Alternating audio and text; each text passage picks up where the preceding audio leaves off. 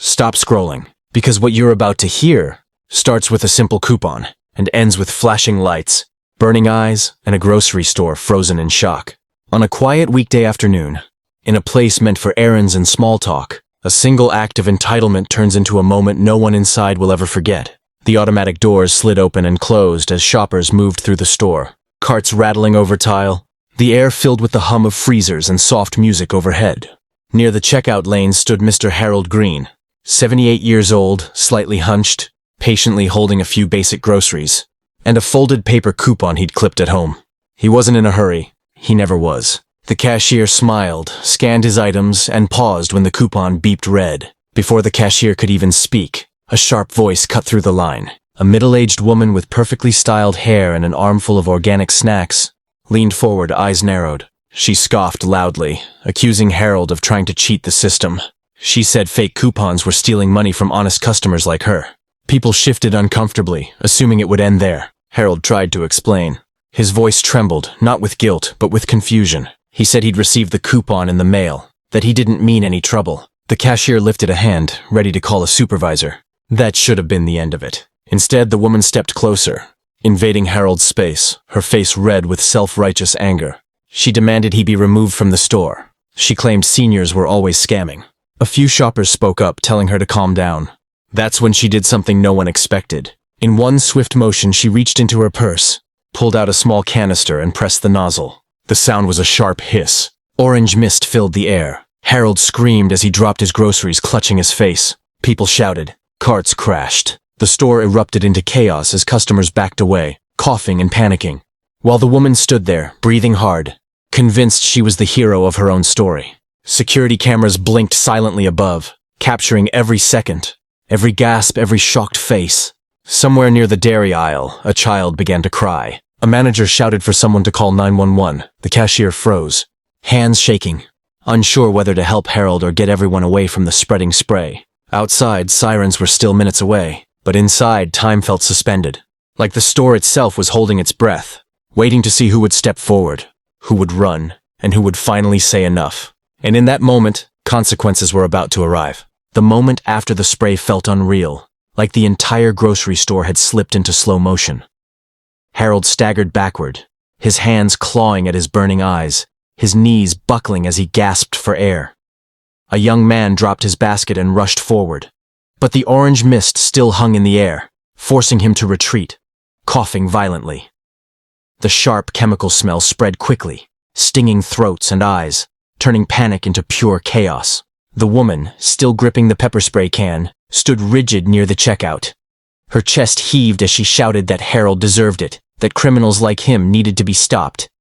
Her voice cut through the noise, loud and accusatory, as if volume alone could justify what she'd done. Several customers yelled back, calling her insane, telling her to put it down. She refused, backing away slowly, eyes darting around as if searching for support that never came. The store manager emerged from behind the service desk, his face pale. He ordered everyone to move toward the exits and demanded the woman drop the spray immediately. Instead of complying, she screamed about her rights, about safety, about how no one appreciated people who followed the rules. A security guard stepped forward cautiously, hands raised, trying to de-escalate. One wrong move, everyone knew, and she could spray again. Near the floor, Harold collapsed fully. An elderly woman knelt beside him, using her scarf to gently wipe his face, whispering reassurance through her own tears. His breathing was shallow, labored, each inhale scraping his throat raw. Someone finally managed to dial 911, their voice shaking as they described an elderly man pepper sprayed over a coupon. The operator promised help was on the way. Customers flooded out the automatic doors, some pushing carts, others abandoning them entirely. Outside, people gathered in small clusters, coughing, eyes red, phones already recording. Inside, the security guard slowly closed the distance, speaking calmly, telling the woman to put the canister on the floor. She laughed bitterly, saying no one would have dared challenge her if she were younger or louder or more important. Then a quiet voice cut through everything. The cashier, hands trembling, spoke up. She said the coupon was valid. It had always been valid. The system had glitched. The words landed like a hammer. For a split second, the store went silent. The woman's face drained of color as every eye turned toward her. Sirens grew louder outside, echoing through the parking lot. Red and blue lights flashed through the front windows. The reality of what she'd done finally began to sink in, replacing anger with something far more dangerous: fear. As the first police officer stepped through the doors, mask already on, the woman realized she was no longer in control of the story. She was just another person caught on camera, about to face consequences she could no longer scream her way out of. The police moved quickly once they entered the store, their voices calm but commanding as they took control of the chaos. One officer secured the woman, carefully disarming her and placing the pepper spray canister into an evidence bag. She protested loudly, insisting she was the victim, claiming the old man had threatened her, that she'd only acted in self-defense. Her words echoed off the tiled walls, but no one responded. The shouting no longer held power. Another officer knelt beside Harold as paramedics rushed in with a stretcher and oxygen mask. They flushed his eyes with saline, speaking gently, telling him to focus on breathing. His hands shook uncontrollably, his face red and swollen, but he nodded weakly, clinging to their voices. The crowd watched from behind police tape, many filming, others simply staring in stunned silence. The store manager handed over security footage without hesitation. Screens replayed the incident from multiple angles, showing the woman leaning forward, pulling the spray, and firing it directly into Harold's face. There was no threat, no sudden movement, just anger and entitlement captured in high definition. One officer sighed as he watched, shaking his head slowly. Outside, shoppers gathered as word spread. Some recognized the woman. They whispered about past arguments, previous complaints, times she'd berated cashiers or demanded managers. Suddenly, this wasn't an isolated incident. It was a pattern finally exposed. The woman, now handcuffed, grew quieter as she realized how many witnesses stood against her. Paramedics loaded Harold into the ambulance. Before the doors closed, he reached out and grasped the cashier's hand. His voice was hoarse, barely audible, but he thanked her. She cried openly, apologizing over and over, even though none of this was her fault. The ambulance doors shut, sirens wailing as it pulled away, leaving behind a shaken store and a heavy silence. Police questioned witnesses one by one. Each story matched the next. Fake coupon accusation, verbal harassment, unprovoked spray. The woman's narrative crumbled with every statement.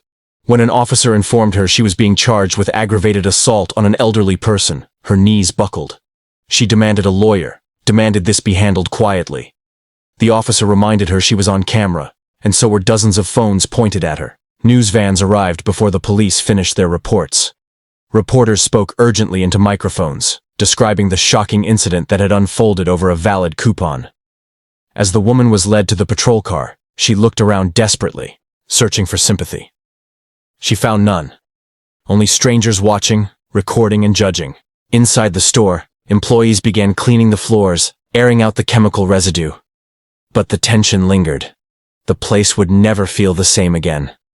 And while the woman was driven away, consequences were only beginning, both for her and for everyone who had witnessed how quickly cruelty could erupt in the most ordinary of places.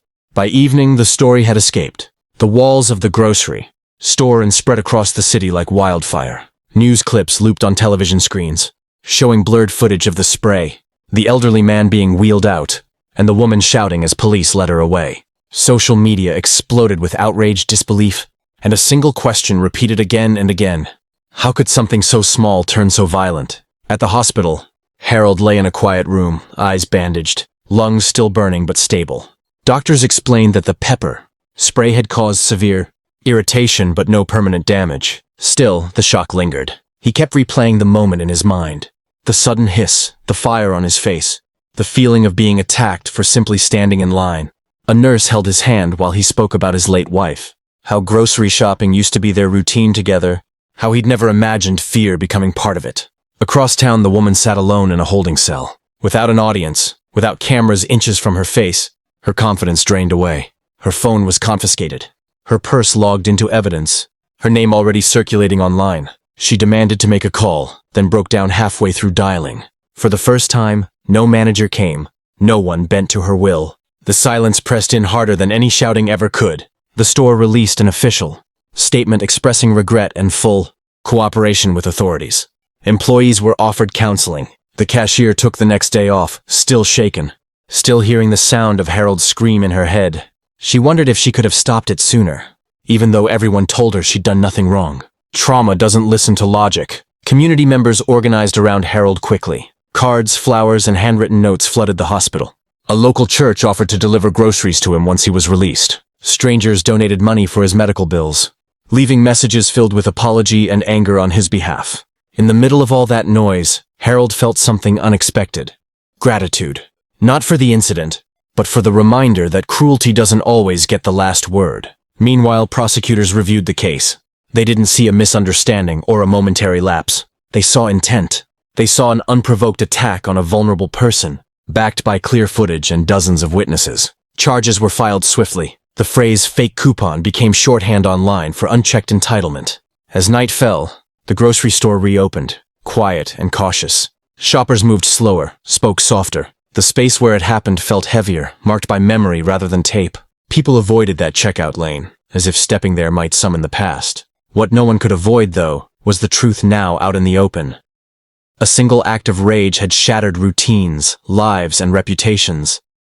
And the final consequences, both legal and personal, were still ahead, waiting to be faced in full daylight.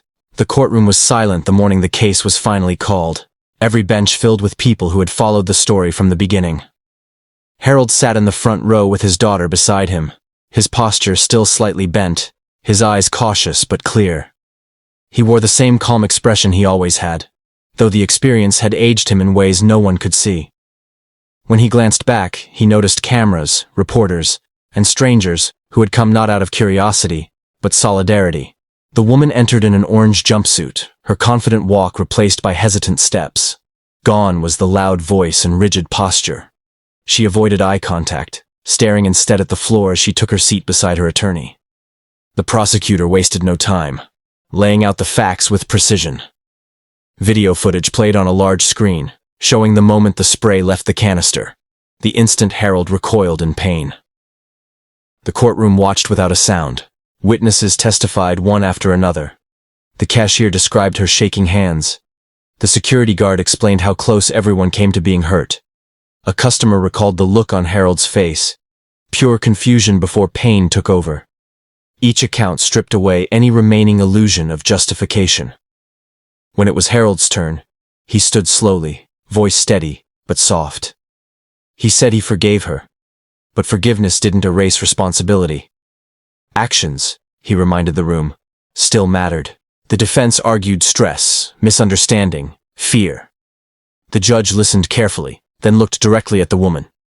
He spoke about restraint, about how power used recklessly becomes violence. He emphasized her choice, not the coupon, not the glitch, not the crowd. When sentencing came, the decision was firm. Jail time, mandatory anger management, a permanent record.